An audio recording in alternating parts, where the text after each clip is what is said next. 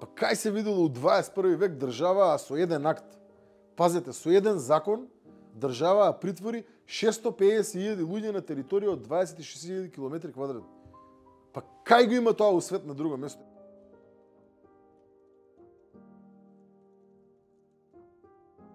Хаосот е видлив, институциите се уништени. Уништени институциите. Така да, верувајте ми дека ова кое што треба да следи во наредниот период е Сизифовска битка. Сизифовска битка за правата на граѓаните. Заради тоа што секој ден се крши основно човеково право кое што ќе може во иднина да процесуира повеќе од 600.000 постапки за надомесна штета, кои што повторно ќе паднат на наш терет, а не на терет на функционерите. Не на терет на пратениците, не на терет на министрите, на терет на граѓаните. Тука е маката.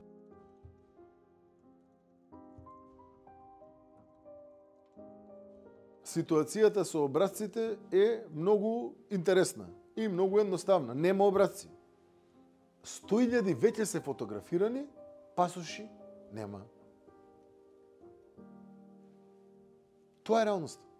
Како држава сте биле должни да набавите минимум 2,5 милиони пасоши. Зошто? Пак ќе речем, ова не е виша физика, заради тоа што тоа е бројот на луѓето кои што имаат право на пасош. И како одговорна држава треба да утврдиш нормални рокови за испорака при динамиката на испорака, а не 180 дена од кои ти текне на рачката да направиш. Првен за да ги добие треба стигнат образци. Овој дел во рамки на производството е нужно врзан со образците. Образците се пасошите. Пасоши, нели, она, хартиена. Тоа е образецот. За да може да испринтаме пасош, мора да го добиеме пасошот претходно. За да го добиеме, требало да има јавна набавка, требало да има договор, требало да има нормални рокови, требало нормално да биде испланирано сето тоа. 650.000 луѓе, тоа е најмалце бројката. Ако гледаме од 1.300.000 колку што имаат до сега, до 2,5 милиони потенцијални кои што би имале право да имаат пасот, тоа што уште отприлика уште половина, уште 1.200.000. Не може да ги обслужите вие. И не може да обслужите ни 100.000 у 2 дена, а камоли па 1.200.000. Но ако се нормализира рокот, особено од аспект на потреба од легалистичко постапување во иднина. Односно, просто кажано, дајте ве луѓе, не ги кршете праваа на граѓани. Основно човеково право им кршите.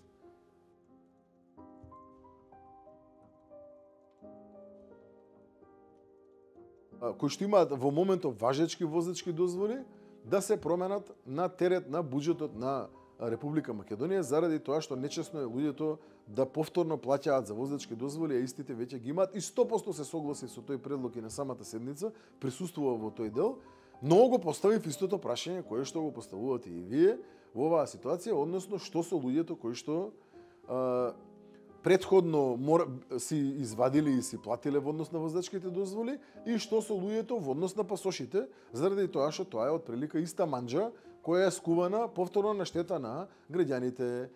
Но во тој дел рековме дека ќе се разговара понатака и сега да поминело ова само. Ги реорганизиравме капацитетите, ги зголемивме за 7 пати и сега пунктот функционира како што функционира. Да, телефонските броеви не функционираат, тоа е факт, нема лажење.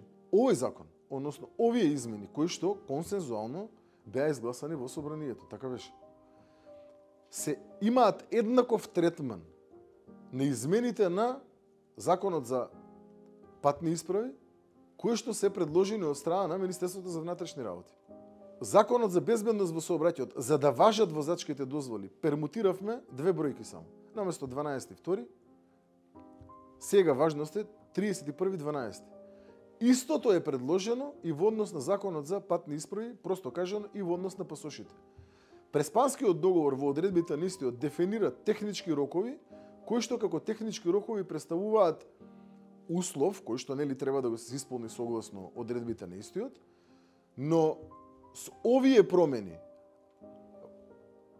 поврзаноста на возачката дозвола со поврзаноста на пасошот, имајќи го предвид договорот, се еднакви. Таму вели сите исправи кои што може да се користат за легитимација во внатрешен и надворешен промет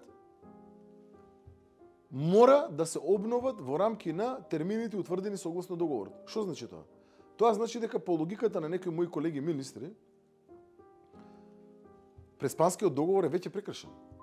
Но е прекршен не со измените на законот за безбедност во сообраќајот, не со важењето на возачките дозволи кои што сега важат. Така, е прекршен со тоа што не се обновени сите документи кои што ние ги имаме издадено претходно со старото име. Факт е дека за среќа, пошто го забраја да го сменат законот за лични карти, граѓаните со старото име можат да изразат заради тоа што имаме билатерални договори и добра соработка со Албанија, Косово и Србија.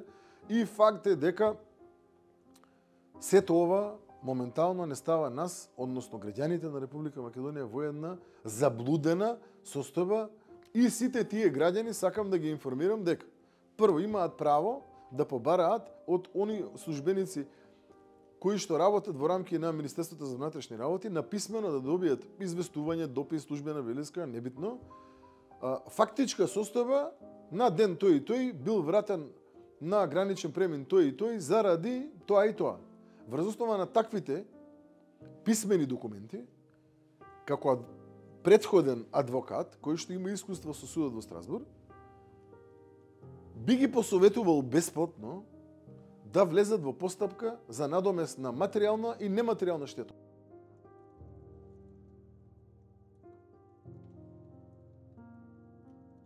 Подитно, пратениците во Собранието на Република Македонија да најдат заеднички јазик и да ги донесат измените на Законот за патните исправи. Само со тие измени, граѓаните нема да бидат притворени на територија од 26.000 км². Тие измени воопште не се разликуваат од измените кои што веќе ги поминаа. Ако можеа да најдат заеднички јазик за измените во однос на возачките, нужно е да најдат заеднички јазик и во однос на измените за пасошите.